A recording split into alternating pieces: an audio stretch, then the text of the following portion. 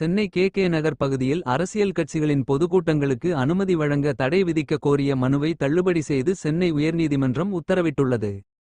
Chennai K நகர் குடியிருப்போர் நல சங்கத்தின் பொதுச் செயலாளர் ரவிசங்கர் என்பவர் தாக்கல் செய்த பொதுநல வழக்கில் குடியிருப்பு பகுதியான தங்கள் பகுதியில் அரசியல் கட்சியினர் உரிய அனுமதி பெறாமல் கூட்டங்களை நடத்துவதால் பொதுமக்கள், பள்ளி மாணவர்கள் உள்ளிட்டோர் பெரிதும் பாதிக்கப்பட்டுள்ளனர் என தெரிவித்துள்ளார்.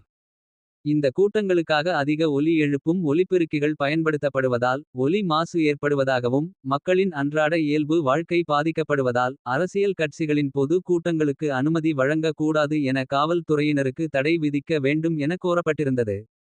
இந்த வழக்கை விசாரித்த தலைமை நீதிபதி எஸ். தர்மாதிகாரி மற்றும் நீதிபதி அருள் முருகன் அடங்கிய அமர்வு 2024ஆம் ஆண்டு நடந்த கூட்டத்தை சுட்டிக்காட்டி அளித்த புகாரின் அடிப்படையில் இந்த வழக்கு தாக்கல் செய்யப்பட்டுள்ளது.